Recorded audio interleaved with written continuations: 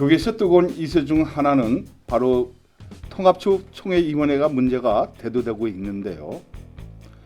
그래서 오늘 정문일침에서는 과연 교리적, 성경적, 법리적으로 맞는 것인가? 또한 놓치고 있는 사항들이 있다면 어떠한 것인가에 대해 알아보는 시간을 갖도록 하겠습니다. 오늘 저와 함께 해주실 패널 분들이 나오셨는데요. 예정현 대표회장, 최경무 목사님 나오셨습니다. 예, 안녕하세요. 예작통합 전 재판국장이셨던 이경희 목사님 나오셨습니다. 안녕하십니까. 기독공보 대표이신 한규혁 박사님 나오셨습니다. 예, 안녕하십니까. 안녕하십니까. 자, 목사님, 최근에 총회임원회가 문제가 지금 대두되고 있는데요. 여기 대해서 한번 자세히 좀 얘기 좀 해주십시오. 네, 우선 제가 말씀드릴까요? 103회기 그 임원회에서 작년 9월에 이제 총회를 할 때 현 총회장 이명석 총회장이 사회를 봤잖아요. 그때 규칙부나 또 이제 헌법위원회나 총회 재판부, 그 법리부서지 이 세 부서에 대해서 그 보고를 당연히 하고 보고를 하고 난 다음에 그 어떻게 처리를 해야 되는데 보고 자체를 안 받았잖아요. 그래서 이제 그 문제가 이제 그래서 그 휴직이 이제 지금까지 계속 일어나고 있거든요. 자, 이렇게 되는데 보고 자체를 안 받았어요. 자, 그래서 이번에 103회의 그 헌법위원회에서 아마 제가 알기로는 아마 3월 달 경에 그 정치 28조 6항에 대해서 해석 의뢰가 또 들어왔는데 그 문제하고 103회기 총회에서 법리부서에 대해서 보고받지 않는 결의에 대해서 적법한가? 요 문제가 이제 헌법위원회 해석이 들어왔습니다. 의뢰가 들어왔어요. 그런데 거기 해석을 어떻게 했냐면은 헌법위원회에서는 정치 28조 6항에 대해서는 전에 101회기, 102회기 동일선상에서 해석했습니다. 쉽게 말하면 은퇴한 목사는 28조 6항 1호에 해당시킬 수 없다. 그리고 이거는 기본권 침해다. 그리고 이제 수정, 삭제, 보완이 필요하다.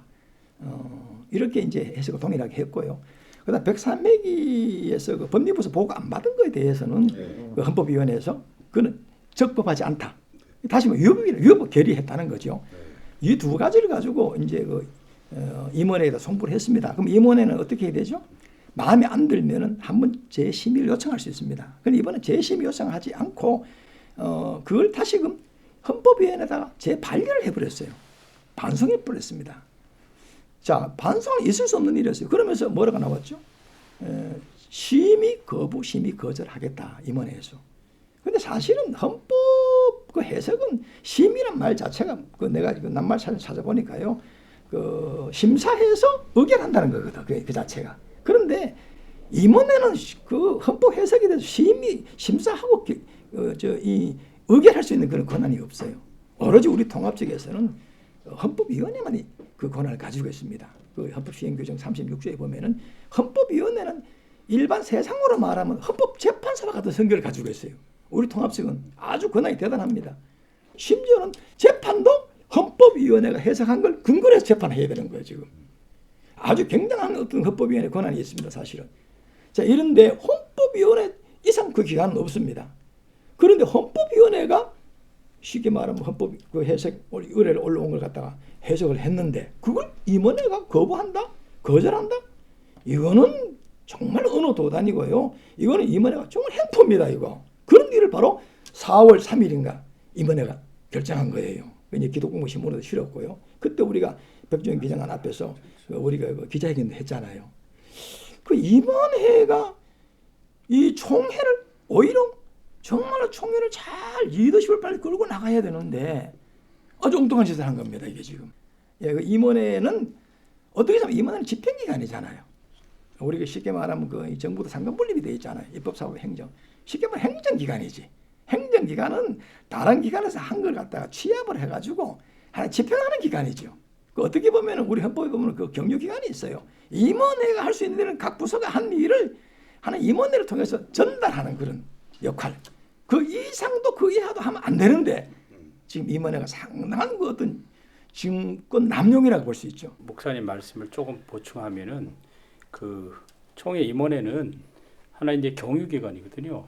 그러면 헌법 시행 구조 1항에 네. 경유기관은 경유를 거부할 수 없고 단지 그 의견을 첨부해서 올린다. 근데 지금 요 임원회가 요 경유기관임에도 불구하고 자기네들이 최종 결정기관이 아니라 단지 그 경유 이제 밑에 부서들이 일단은 헌법위원회가 이렇게 해석했다.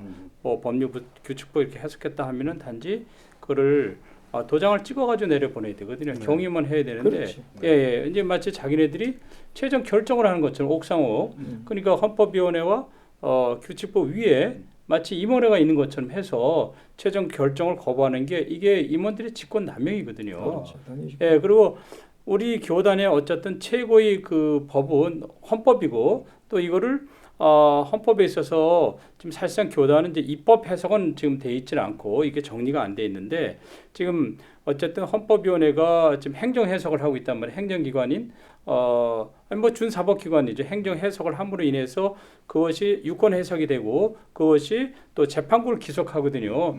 그러면은 이 헌법위원회 유권 해석이 굉장히 가장 큰 권위를 갖고 있는데 인문회가 이것조차 거부한다는 것은 헌법을 거부하는 것도 마찬가지예요. 헌법위원회는 그 지리 해석에 대해서 해석하고 연구하고 판단하고 개정안을 제안할 수 있는 그러한 아주 귀한 우리 기관이거든요. 네. 그래서 102회 총회 때 이런 재심의 절차를 거쳐서 그런 헌법위원회 유권 해석을 최기학 전 총회장께서 그것을 임의적으로 거부를 했습니다. 이것은 제가 볼 때는 완전히 초법적인 네.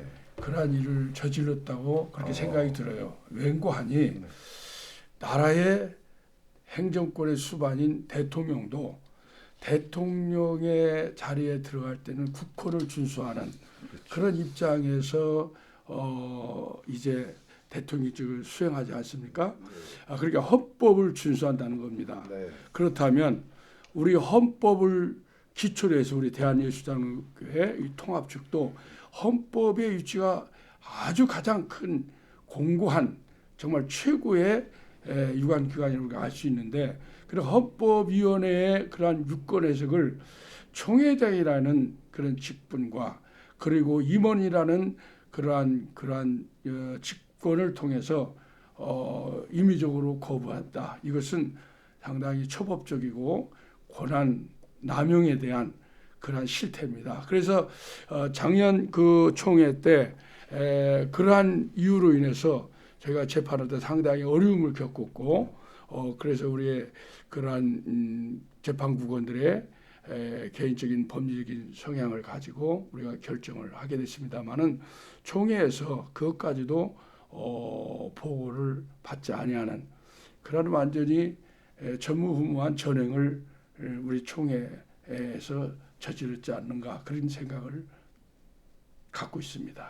자 그렇다면 저기 그 합리적 그 판단을 거부한 겁니다. 그죠? 그렇죠. 예. 예. 자 이것을 임의적으로 거부했다면 저 임원들도 탄핵할 수 있는 어떤 그 법이 있을 것 같은데요. 네, 그렇습니다. 네.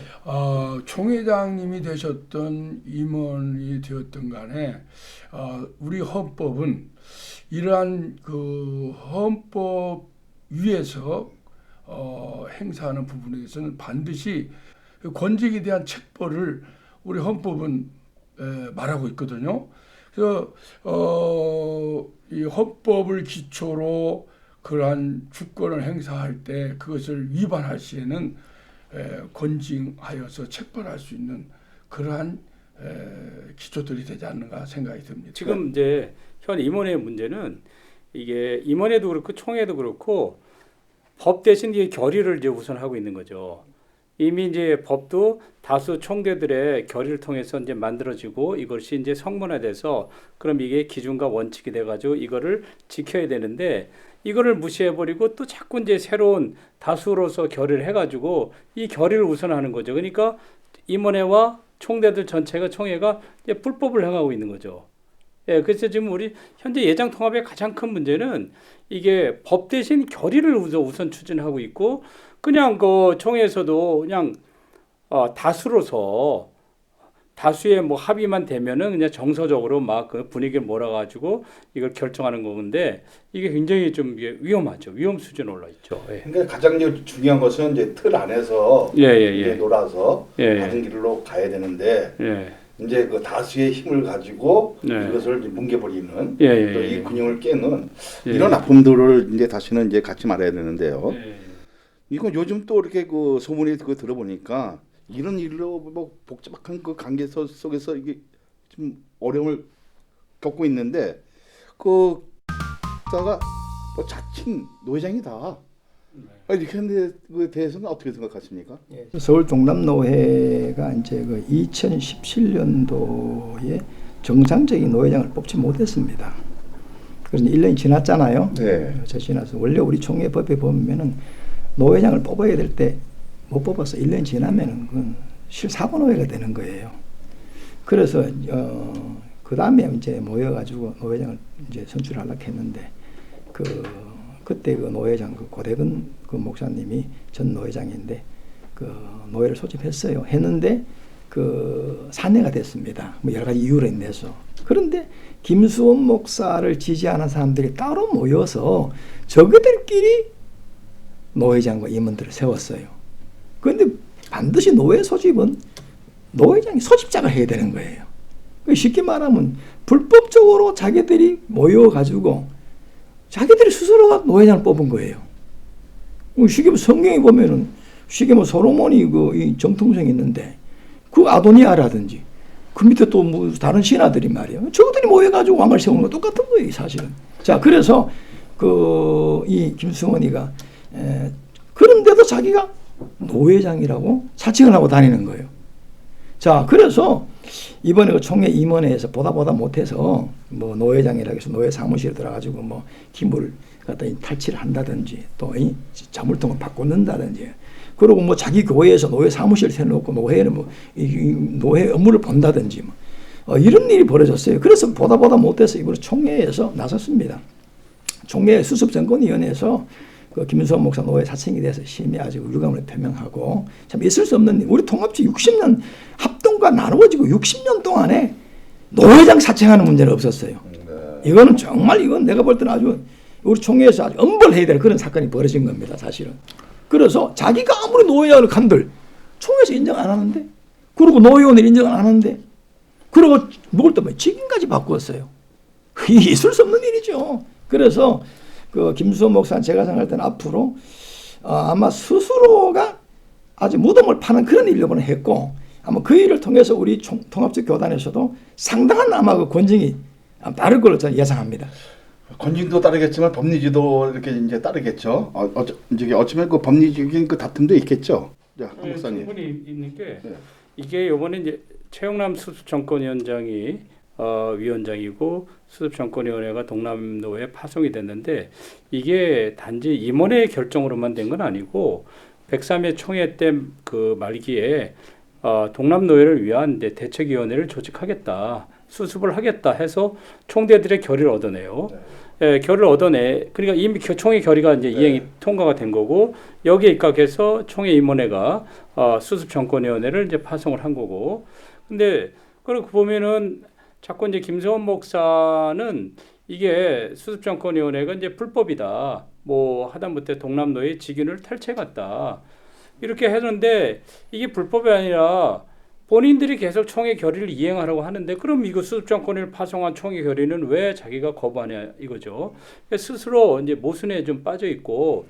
근데 김수원 목사는 처음부터 이게 이제 총회 결의 또 불법이다 이렇게 하는데 처음에는 그래도 이분의 말이 어느 정도 일리는 있어서 어느 정도 이분의 얘기를 들어서 102회 재판국에서 초기에는 김수원 목사가 노회장이 돼야 된다 이런 이제 판결까지 얻어내서 어느 정도 됐는데 그 이후부터는 이제 점점 갈수록 합법이 아니라 이제 불법을 계속 행하고 있는 거죠. 아까 목사님께서도 말씀했지만은 그 노회장을 새로 선출하려면 먼저 소집권자가 노회장이 돼야 되고 거기서 또 인원 성수가 있어야 돼요. 예, 예. 이런 성수가 있는 상태에서 적법한 절차를 통해서 또 선관위가 있고 선관위가 추천한 사람에 대해서 무기명 비밀 투표를 해야 되는데 이런 절차를 다 어기고 그때 완전히 또 직전 노회장이었던 고대건 목사가 사퇴를 했어요. 사퇴를 했고 그러면 끝까지 또 헌법위원회에서도 이분이 노회를 소집할 수 있다는 해석도 나왔고 그럼 2분의 2에서 소집되지 않은 그 노회는 다 불법이거든요. 그렇죠. 예, 그래서 그 당시에 그 엄대영 목사님은 이미 선관위위원장을 했는데 그 먼저 한 7년 전에 노회장을 했나 이래요. 바로 직전도 아니고, 이제 너무 오래된 상태에서 자기네들끼리 이렇게 한 것 자체가 이제 불법인데, 그러면 김서원 목사는 계속 합법을 주장하면서 본인은 불법적 절차를 통해서 계속 합법을 주장하고 있거든요. 그러면 독수독과 이론처럼 형사소송법에 있어서 독이든 나무는 독이든 실과를 맺을 수밖에 없듯이 불법적인 절차를 통한 것은 결국 불법적인 과실을 맺을 수밖에 없는 상황인데 지금 계속 본인이 합법하면서 결국은 불법으로 가고 있거든요. 또 노예 그 자물쇠도 또 탈취해가지고 또 기물 파손하고 또 이제 지금 이제 형사 고발된 상태고 그리고 지금 총회 얼마 전에서도 총회 임원회에서도 그렇고 총회 수습 정권위원회에서도 그렇고 이게 노회장을 사칭하고 있다 이렇게 선포를 하고 있거든요. 그래서 이거는 좀 모든 게 좀 이게 합법으로 시작했다가 불법으로 가고 또 명성교회 사건 같은 경우는 마치 불법인 것 같은데 점점 합법으로 가고 있습니다. 지금. 노회장 선거에 대해서는 분명한 법적 절차가 있습니다. 그것을 어기고 임의적으로 몇몇 사람들이 모여서 스스로 노회장이라고 이렇게 말한 것은 대한민국 어디 노회에서도 이런 법은 있을 수가 없기 때문에 사고내로 지정이 되었고 노회장 사칭이라는 문제까지 나오지 않았는가 그런 생각이 들어서 지금이라도 바로잡아야 하지 않는가 그런 생각을 갖고 있습니다. 여기 한 목사님. 예. 이게 김서원 목사님 쪽에서 이게 자물쇠하고 그 CCTV 이게 그 손괴시킨 일이 있었는데 이건 어떻게 그 판결이 어떻게 되고 있습니까? 지금 아직까지 이게 검찰에서 네. 뭐 기소든 불기소든 이제 결정은 아직 안 됐고 지금 계속 뭐 조사하고 계류 중인 상태로 있다고 생각이 들고 제 생각에 지금 총회에서 그 임원회가 이제 불법이라고 했고 또 사고 노예를 파송했기 때문에 조만간에 그 검찰의 결과가 나타나지 않나 이렇게 생각이 들고 있습니다. 어떤 건 이제 법리적인 그 다툼이 좀 이제 있는 것 같고요.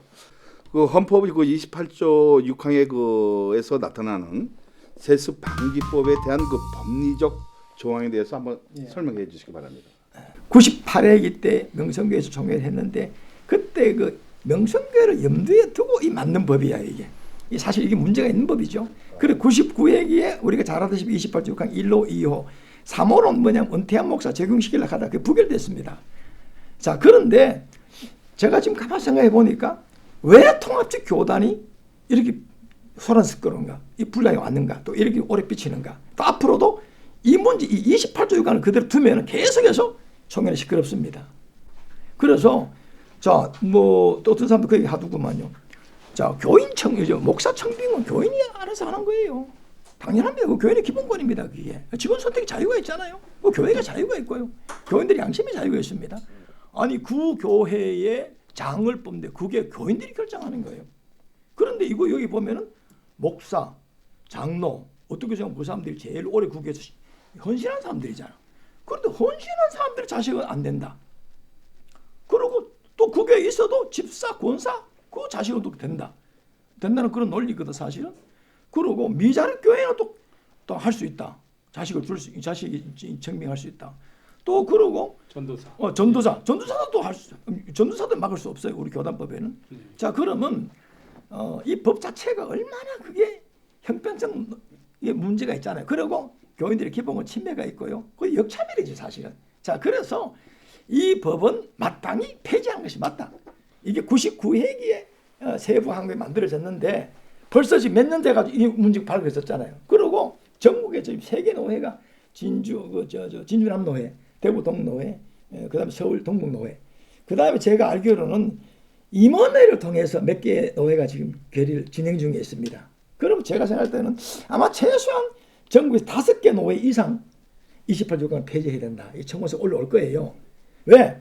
이 법이 완벽하게 잘 만들어졌으면 지금 이 말이 나올 수 없어요. 어떤 종교들을 타겟들어서 염두에 두고 만든 법이 이게 문제가 된 거예요. 그리고 이거는 이 법이 있으면 통합시키면 계속 시끄럽습니다. 자, 삼촌이든 사촌이든 조카든지 누구든지 간에 교인이 원하면 청명돼야 되는 거지. 맞잖아요. 이게 전혀 안 맞는 거예요. 그런데 이걸 갖다가 세습이나 세습은 우리가 잘 알잖아. 교인 동의 없이 어떤 그 목사님이 후임자를 갖다가 앉혔는 걸 세습이라고 해요. 자식을. 근데 이거는 청빙이라는 과정을 다 걸쳤잖아요. 그래서 내가 그 부분에 대해서 사실을 왜곡하고 선동하는 것이다. 장신대 교수들이나 또 일부 그 세반년이나 전혀 맞지 않는 거예요. 이거. 그래서 이 법은 빨리 폐지해야 됩니다. 국장 되기 전에 재판국으로 있을 때 제일 처음에 제가 발언한 게 뭐냐면 법의 공정성이었습니다.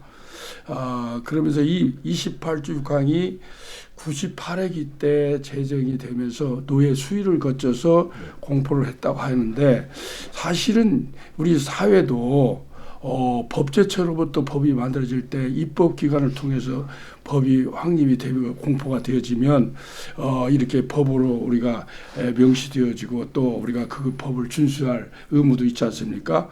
그런데 오늘 28조 6항이라는 것은 제가 볼 때는 정말 이 그런 새로운 법안을 만들 때는 뭡니까 공청회라든지 법의 전문가를 통해서 기본권의 제한이 없는지 법을 명실하게 따져보고 그리고 이 법을 제정하여서 노예 수위를 거쳐서 또 총회를 거쳐 그게 공포되어서 그것을 지켜간다는 그런 과정이 있었으면 좋겠는데 그것도 없었을 뿐만 아니라 이 법이 제정될 때는 제가 볼 때는 소홀한 입법이었고 표적 입법이었다 그런 생각이 들었습니다. 그래서 여러 가지 많은 참고를 가지고 제가 13일 날 이제 말씀을 좀 제4차 예정인 행사 때 말씀을 드리려고 했지만 이러한 잘못된 모순된 그런 것들로 해서 이렇게 많은 사단이 일어났는데 특별히 우리 통합 측의 28조 6항 때문에 정말 이러한 많은 어려움을 겪으면서 우리가 28조 6항은 정말 온당하지 못한 여러 가지 기본권의 제한도 있고 그래서 폐지돼야 하지 않는가 그런 생각을 개인적으로 하고 있습니다. 그 재판의 그 법의 그 공정성에 우리가 이제 중요시 여겨야 할 그 이제 의무를 가졌잖아요. 그럼 이제 그 한 목사님도 뭐 이제 법학을 이제 공부하셨으니까 여기에 대해서는 좀 이렇게 좀 지적할 그 부분이 있을 것 같아요. 예, 좀 두 분의 말씀에 대해서 조금 부언하면은 지난주에 총회 재판국이 서울교회권을 판결했습니다. 거기서 장로 증언 청원권에 대해서 이거는 박노철 측이 강남노회가 장로 15명을 증언 청원 지시한 것은 이제 불법이다 이런 판결을 냈는데 그 판결이 재밌습니다. 왜 그게 불법이냐면은 노회가 상회라는 지위를 앞세워 지교회의 장로 선택에 대한 당회 결의도 없이 없는 청원을 대신 허락한다면 이는 지교의 고유 권한인 장로 선택권을 지교의 내부 사정과 관련도 없는 노회가 침해하게 되는 것으로 그러니까 당회 결의 없이 노회가 일방적으로 장로 15명을 증언해라. 이것은 지교회를 침해한다는 거죠. 예. 침해하게 되는 것으로 명백히 헌법상 교회의 자유 규정 헌법 정치 제2조에도 배치된다고 할 것이다. 그러니까 당회 결의 없이 서울 강남노회가 니네 박노철 목사 니네 빨리 장로를 증언해라. 이렇게 한 거는 지교의 고유 권한인 교회의 자유, 그냥 장로 선택에 관한 교회의 자유권을 침해한다. 이렇게 지난주에 판결을 했습니다. 마찬가지로 장로의 권한을 침해하는 것은 41조예요. 그러면 그 목회자의 권한을 침해하는 것은 28조에 다 돼 있거든요. 쉽게 얘기하면은 장로를 청원하려면 당회의 결의와 공동의회 시 교인 3분의 2 이상이 찬성을 얻어야 됩니다. 그리고 위임 목사를 청빙하려면은 또 당회의 결의와 공동회에서 3분의 2 이상이 또 찬성을 얻어야 되고 단임 목사 즉 임시 목사를 청빙하려면은 재직회에서 과반수 이상의 당회의 결의와 재직회 과반수 이상의 찬성을 얻어야 됩니다. 이 장로 청원이나 또 목사 청빙은 전부 다 당회 결의가 있어야 되고 지교의 자유가 있어야 되는 거예요. 그러니까 이번 지난주에 이게 재판에 판결이 나온 거거든요. 그 판결에서 우리 교단 최초로 교회의 자유를 중시한 판결을 했습니다. 그 이랬을 경우 뭐 명성계 사건도 담임 목사 청빙하는 것은 지교의 자유지. 예. 그러니까 이게 교단이 그 교회의 자유 이 조항을 침해해서도 안 되고 지교의 당회 결의와 교인들의 청원권을 권리를 침해해서도 안 된다는 똑같은 그 이렇게 판결문이죠. 지금 우리가 우리 법을 보면 사문화라는 법이 있습니다. 쉽게 말하면 법문은 있지만 실효성이 없는 거예요. 효율성이 없다 그 말씀이죠. 그래서 지금도 사문화된 법들이 많이 우리 주변에서 이렇게 세워지고 그러거든요. 근데 28조 6항에 대한 그런 것들을 이러한 법적 미비 또 잘못된 절차 뭐 이런 공정하지 못한 것 그런 편법적인 이런 것들이 게재가 되어서 법이 만들어졌을 때 이 법을 지키지 않아야 했다고 그것을 총회로부터 어떠한 교단의 뭡니까 교권을 가지고 억압하고 탄압하고 그런 것에 대해서는 상당히 못마땅하지 않는가 그런 생각을 개인적으로 갖고 있습니다. 그 간통법에 대해서 그 여러 번 그 헌법 재판소에 다루었습니다. 합헌이냐, 그 헌법 불일치냐 다루다가 오랫동안에 합헌이다. 그 다음에 이 낙태 방지법도 마찬가지입니다. 오랫동안 합헌이라 나왔어요. 그런데 이제 어느 수년 전에 이제 그 간통법에 대해서는 헌법 불일치를 해가지고 없어졌잖아요. 자, 헌법 불일치 판정을 내리면 그때부터 그 법은 사문화돼 버린 거예요. 그리고 이 낙태 방지법도 마찬가지잖아요. 그거 똑같이 우리가 이 헌법 28조 6항 1호에 대해서 1호나 2호에 대해서 헌법 불일치를 언제부터 했습니까? 우리 황 목사님이 그 내용 잘 아시겠지만 우리 목사님 잘 아시지만 101회기 하반기부터 이 판단한 겁니다. 그러면 102회기에 가서 제가 알기로는 두세 번인가 또 헌법 불일치 판단했습니다. 수정, 그다음 삭제, 보완이 필요하다 했어요. 교회의 기본권 침해이기 때문에. 그다음 103회기 이번에 3월달 또 나왔습니다. 자, 이건 뭡니까? 자, 과거에 어떻게 해석을 했던 마지막 헌법재판소에서 그 이제 헌법 불일치 판정과 똑같은 겁니다. 그러면 과거에는 어떻게 해야 되냐 소용없어요. 그래서 이 조항은 사문화된 법이야 사실은. 그게 있어도 죽은 법이라는 거지. 그런데 이걸 갖다 자꾸 적용을 시키는 거예요. 그리고 또 뭐냐면 자 지난번 103회기 총회 때 또 이렇게 결의를 했다는 거야. 저희 결의가 그런 결의할 수 있는지 모르겠어요. 3호가 없는데 지금 은퇴한 목사는 1호에 해당이 된다 이렇게 결의했다는 거예요. 근데 우리 한 목사 그렇게 결의했는지 모르겠는데 자 그것도 물어봅시다. 거기서 결의를 하려면 어떻게 총대들이 전체 있는 자리에서 헌법 해석할 수는 없어요. 헌법 해석을 하려면은 다시금 이게 마음에 안 들면 헌법위원회 돌려보내 가지고 재해석을 해야지. 근데 그 자리에서 1호에 해당된다. 좋습니다. 제가 그런 말할게요. 3호가 없는데 그러면 오늘부터 1호도 은퇴한 목사 정규시킨다 했다 합시다. 103회 9월달 총회. 그러면 그때부터 법을 정규시켜야지. 그 전에 이루어진 일을 말하면 안 돼. 안 그렇습니까? 그게 전혀 안 맞다는 거예요. 원래 결의로 할 수가 없지만 만약에 결의해서 그것도 유효하다면 그 전에 이루어진 일은 적용을 못한다는 거지. 그리고 아까도 말씀했지만 우리 총회 헌법 시행 규정 3조에 보면은 그 적용 순서가 나와 있잖아요. 그 다음에 부칙 4조 7항에 또 나와 있어요. 뭐라고 나와 있어? 모든 법의 적용 순서는 첫 번째는 총회 헌법이다. 두 번째는 헌법 시행 규정이다. 세 번째는 총회 결의, 이 노예 규칙, 총회 규칙이다. 네 번째가 총회 결의야. 이건 이 법 적용 순서도 안 맞고 전혀 엉뚱한 일을 지금 이 총회가 지금 하고 있는 거예요. 지난번에 그 총회 임원회가 그 헌법위원회 그 해석을 하다 거부한 것은 뭘 들었냐면 중요한 일사부재의의 원칙을 들었어요. 아주 중요한 얘기입니다. 그게 일사부재리가 있고 부재의가 있습니다. 네. 부재리는 그 형사 소송에 관한 내용이고요. 일사부재의라는 것은 국회에서 이제 보통 다루는 겁니다. 한 회기 중에 같은 사안을 다룰 수 없다는 겁니다. 두 번. 그런데 제가 이렇게 말할게요. 103회기 총회에서 헌법위원회 해석을 하다 거부했어요. 좋아. 그럼 그건 인정해 주자. 그러면 지금은 그때 102회기 해석한 걸 거부했고 지금 103명이서 해석하는 거야. 다 헌법위원회는 자 동일한 내용이 다른 기관에서 올라오면은 내가 알기로는 지금까지 10번, 20번 해석해줬어요.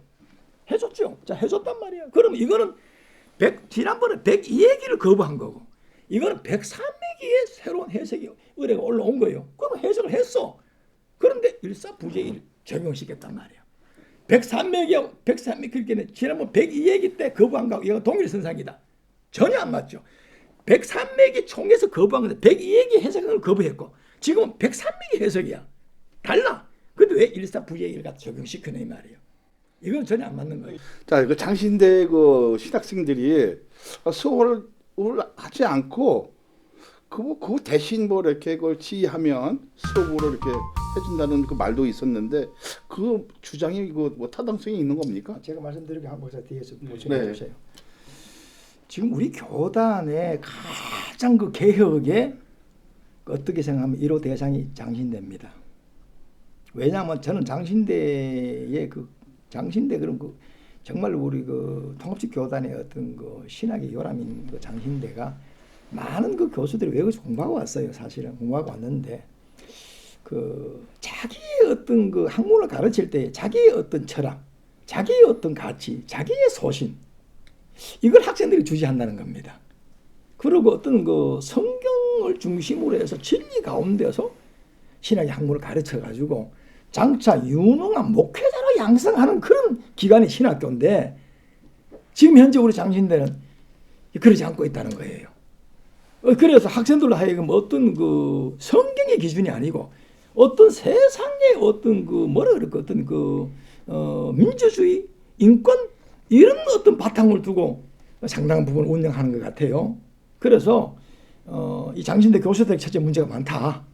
그리고 현재 학생들이 여러 가지 그 현상을 이 공부도 하지 않으면서 동맹회학을 한다든지 또는 이번에도 보면 뭐 어떤 특정한 교회에 가서 시위하는 부분에 대해서 어떤 뭐 추석을 인정해주겠다라든지 교수들이 이러한 것은 정말로 학교가 있을 수 없는 일을 지금 하고 있는 거거든요. 그래서 저는 그래서 합니다.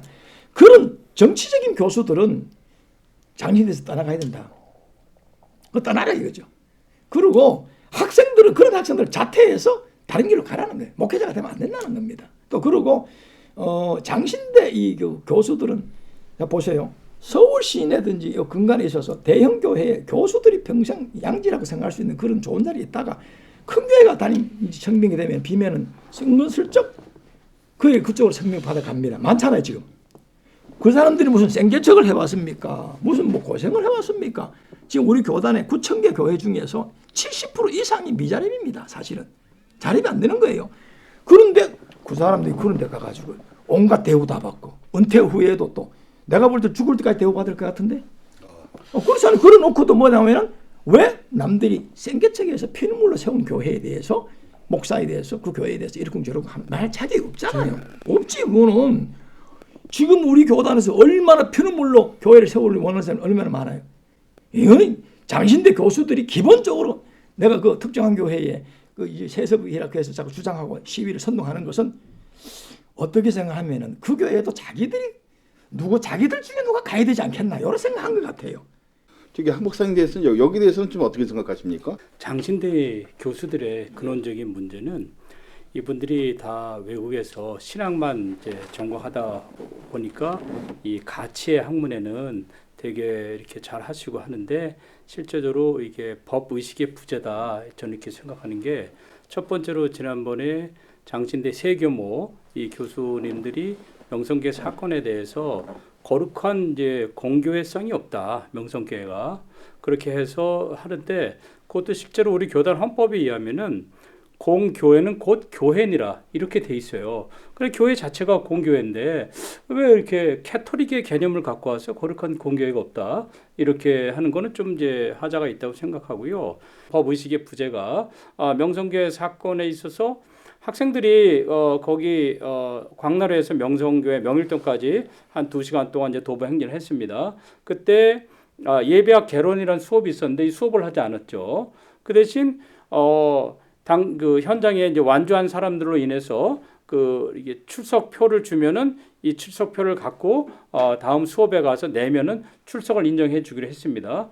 근데 이런 것조차도 장신대 학칙에 벗어난다는 거죠. 장신의 학칙에 의하면은 총장이 인정한 어떤 단체 행동이라든가 행사에 여기에 참석했을 경우에는 출석을 언제 인정을 받을 수 있는데, 그 이번에 그 걷기 도회 요거의 주체가 총학생회랑 이제 신도안 학우회거든요. 그러면 과연 이것이 임성민 총장이 이것을 인정했느냐, 이 행사를. 그럼 총장이 인정했으면 또 다른 문제겠지만, 만약에 총장이 인정하지 않았다면은 교수가 그거를 출석으로 대체하는 것은 학칙에 일단 벗어나고, 이거는 대법원 판례도 벗어나죠. 대법원 판례 어떻게 되어 있냐면은 그 단체에 의한 결의라 할지라도, 어떤 예를 들면 학생회나 이런 단체에 의한 결의가 있어서 집단 행동을 한다 할지라도 일부 학생들이 수업을 받고자 한다면은 이 수업권을 누구든지 침해할 수 없다. 그렇죠. 이런 이제 대법원의 결의가 그런 판단이 있습니다. 그러니까 한 명이라도 나는 끝까지 수업권을 행사하겠다. 그렇죠. 나는 명성교에 가지 않고 나는 수업을 듣겠다 하면 교수는 여기에 대해서 수업을 행해야 할 의무가 있는 거죠. 이게 대법원 이제 판례 의미인데, 근데 일방적으로 다수에 의해서 교수가 수업을 거부했다면 이거는 징계받을 사항이라 저는 생각하고 있습니다. 이처럼 교수들이 이런 법리에 있어서 교회법은 교회법대로, 또 사회법은 사회법대로 법 의식이 부재가 오늘의 이 현상을 불러일으키지 않는가, 이렇게 생각을 합니다. 장신대가 감수성이 아주 예민한 이런 젊은 세대의 그런 학생들을 선동하여서 참으로 이 시위에 참가하게 하고, 그리고 집단 행동을 하게 해서 참으로 이들이 수업을 거부하고 그러한 사회적인 이슈와 같은 이슈를 만들어내려고 하는 이러한 교계에 큰 파장을 일으키려는 이런 행동을 하는 것을 적극 교수님들이 지원하고, 그리고 은밀하게 그것을 선동하면서 이끌어간다는 것은 뭐 학칙에도 위반이 되지만, 이것은 엄밀히 말하면 형사적 처벌도 단행할 수 있는 그러한 무시무시한 잘못된 행동을 하고 계시지 않는가, 그런 생각을 저는 개인적으로 좀 하고 있습니다. 근데 제가 이제 얼마 전에 장신대 그 영성교육, 장신대뿐만 아니라 우리 교단 전체 그 영성 교수들의 논문을 이렇게 뒤져봤어요. 이제 뭘 썼나 이게 대보니까 보니까 대부분 이 영성 교수님들이 그 캐토릭 그 신학대학에서 학위를 받았습니다. 그러다 보니까 학교에서 가르치는 건 개신교 영성이 아니라 대부분이 어쨌든 그 캐토릭 영성, 뭐 신비주의라든가 뭐 관상기도라든가 이런 거를, 그리고 어떤 교수는 보니까 뭐 교황의 찬미하소서 이걸 생태 영성을 해서 또 굉장히 또 미화시키는 그런 분들도 있고, 그래 일단은 그 영성 그 주제가 전부 다 캐토릭으로 되어 있으니까, 그러다 보니까 이게 개신교의 경건보다 캐토릭의 경건이 나타나고, 또 최근에도 동성애를 자기는 사랑한다.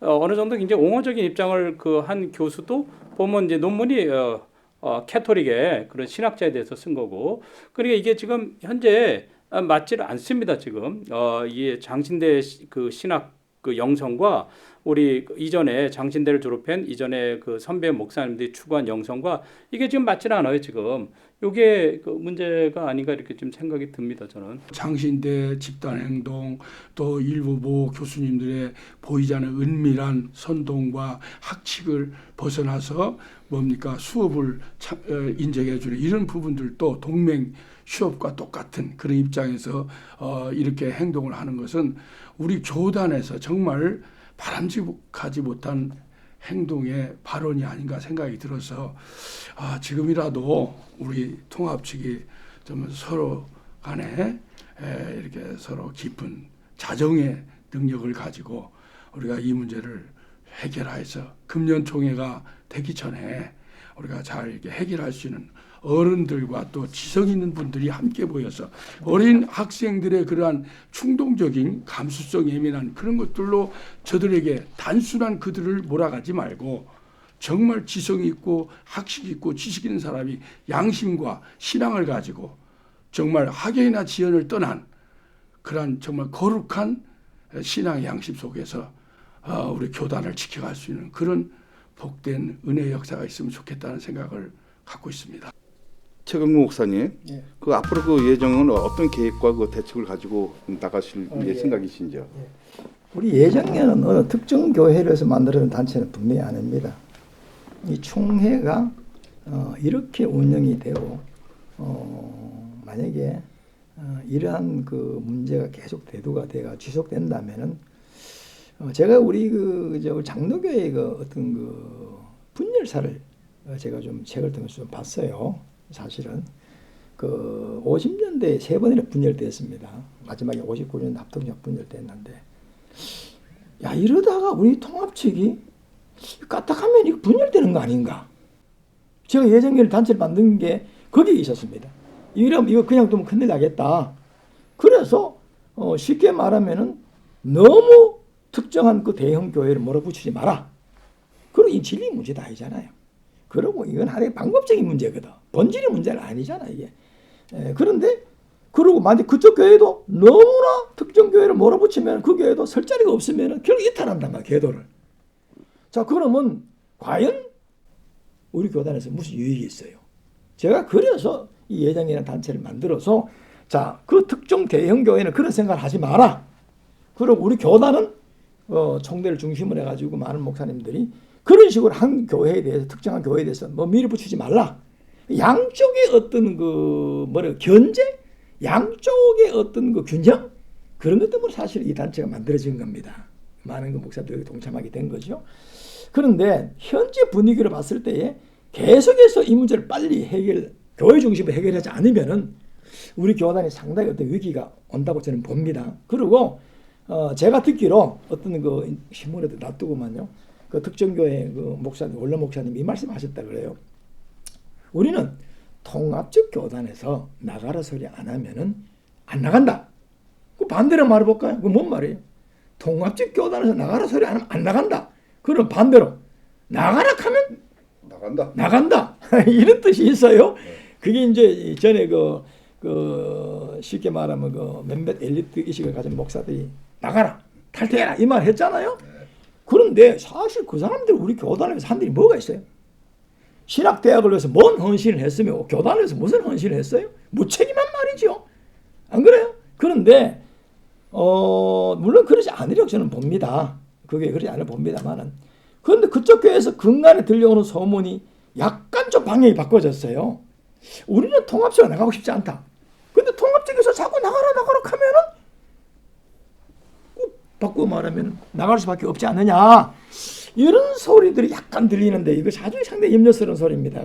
저는 예정년이 절대 그 교회는 나가면 안 됩니다. 우리 교단을 지켜야 됩니다.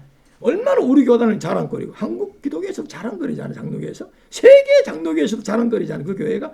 그런데 그는 지역적인 문제지. 그 교회 담임 목사로 세우는 문제는 그 교인들이 결정하는 문제란 말이에요.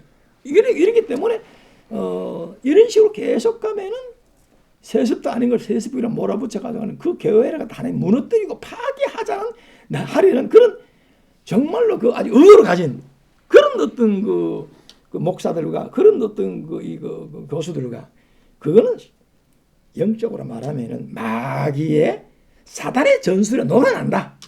그래서 속히 이제는 중지해야 된다. 저는 그렇게 봅니다.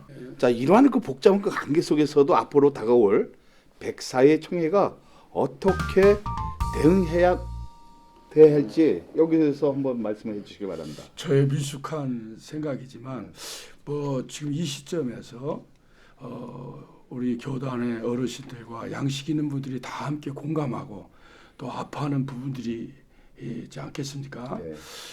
그래서 아까 우리 회장님께서 말씀한 것처럼 그 가슴 아픈 그런 단어들을 우리가 서로 내려놓고 학연과 지연과 일부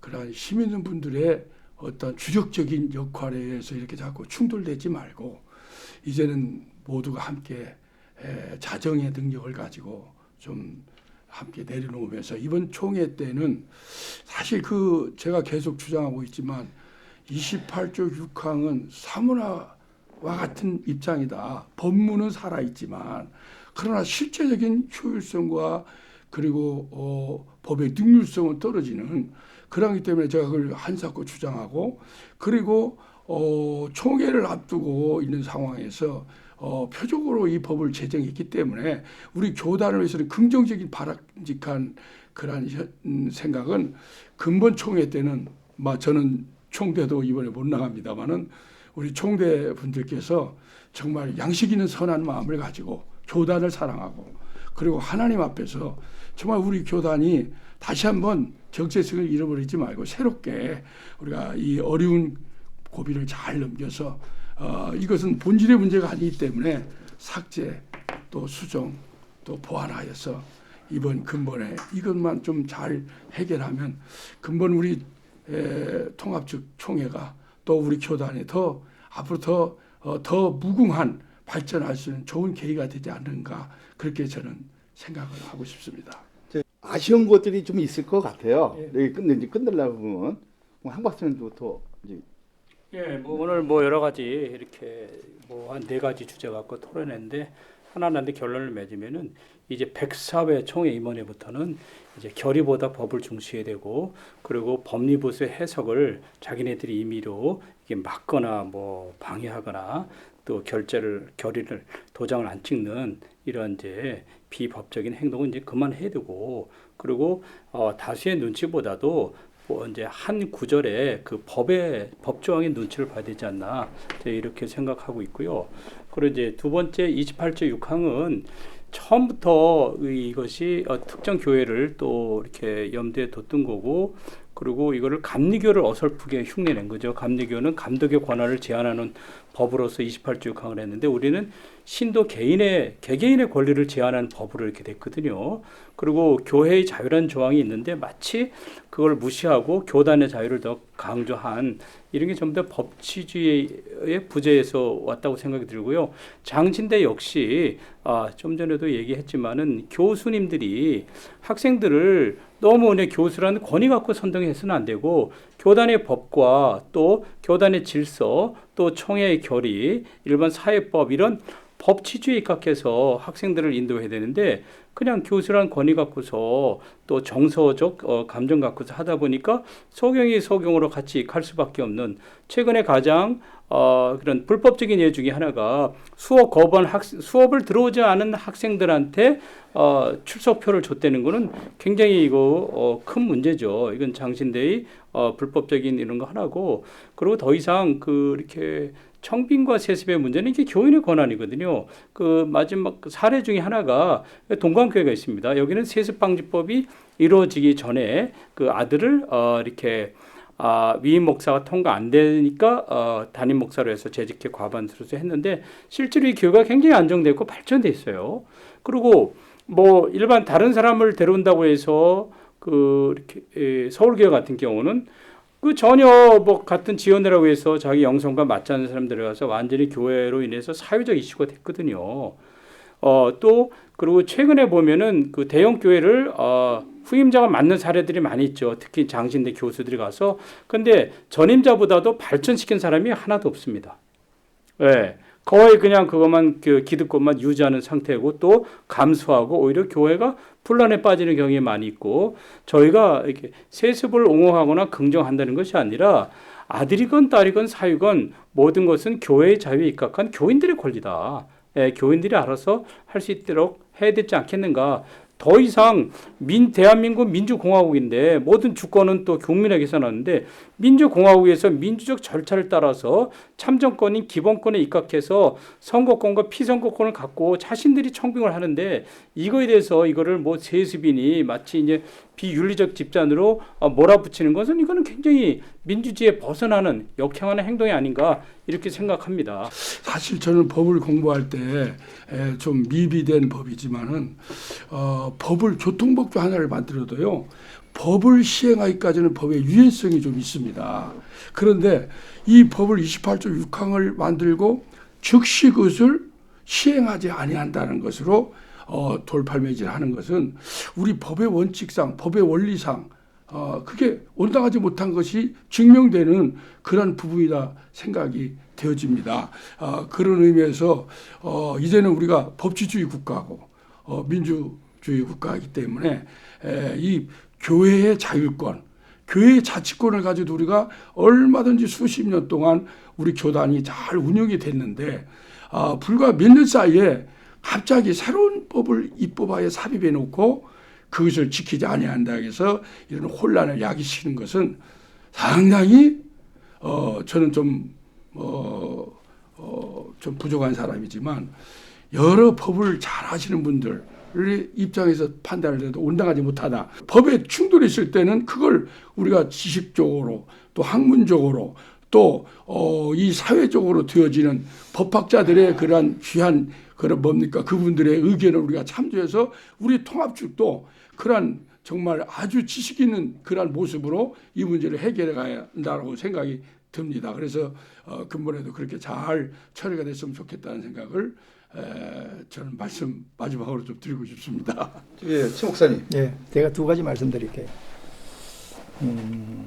우리 교단에서 대형 교회라고 할 수 있는 여러 교회들이 파괴, 분열되었습니다. 강북 제1교회, 광성교회, 그다음에 두레교회, 서울교회, 그 외에도 부천에도 어느 교회가 있습니다. 큰 교회입니다, 사실은요. 자, 근데 이게 왜 그랬을까요? 제가 우리 후임자 청빙의 첫 번째 조건, 저는 이래 후임자 청빙에서 첫 번째 조건, 첫 번째도 두 번째도 세 번째도 제가 내세우는 게 있습니다. 그게 뭐냐면은 어떤 사람이 후임자로 돌아야 이 교회가 안정적이고 지속적이고 영적으로 잘 선임 그 목사님에게 어떤 개성이 중심이 되어서 이 교회를 부흥 발전시키느냐, 여기를 중심으로 후임자를 선택해야 된다. 요겁니다. 이건 그거는 뭐 자식도 될 수 있고 아니면 이제 어떤 다른 사람 될 수 있습니다. 그리고 이 교회 풍토를 전혀 모르는 사람이 들어왔을 때는 상대 교회가 문제가 생기죠, 사실은요. 그래서 후임자 선택의 기준은 이 교회를 아는 사람들 중에서 선택이 돼야 된다. 제가 그 생각이고요. 두 번째 하나는 제가 이제 말하는 건 이걸 103명이 총회에서 어떻게 매듭을 지어야 되느냐. 제가 이렇게 말씀을 드릴게요. 법이 사람을 위해서 존재합니까? 사람이 법을 위해 존재합니까? 자, 이렇게 묻는다면 뭐라고 대답할까요? 법은 사람을 위해 존재하는 거예요. 자, 그렇다면 모든 걸 잠재우러 하고 말하고 싶지 않아. 그럼 104회기 총회에서는 과연 어떻게 해결하는 것이 교회 중심으로 해결하느냐. 이것만 생각하면 될 것 같아요. 교회 중심으로. 교회 중심으로 해결하는 그런 그 방법. 그걸 104회기 총회에서 찾았으면 좋겠습니다. 이렇게 끝까지 귀한 말씀 해주신 그 세 분께 감사드립니다. 통합적 헌법의 그 기준에 대해 문제점을 지적하는 소리가 시간이 지나갈수록 아우성이 큽니다. 자신들의 그 이익을 주장을 내려놓지 못한 이유로 많은 것을 잃어볼 수 있다는 생각을 가져봅니다. 가장 중요한 것은 성경과 법을 벗어나지 않는 것이라고 생각이 되어집니다. 이제는 한국교회가 개인의 의견과 사회적 시선을 기준이 없이 따라가는 것이 아니라 헌법의 기준과 명확한 기준과 성경적 기반을 가지고 나갈 때 진정한 가치관을 가질 수 있다는 것을 명심하시고 정문일ችን 여기서 마치겠습니다. 감사합니다. 감사합니다.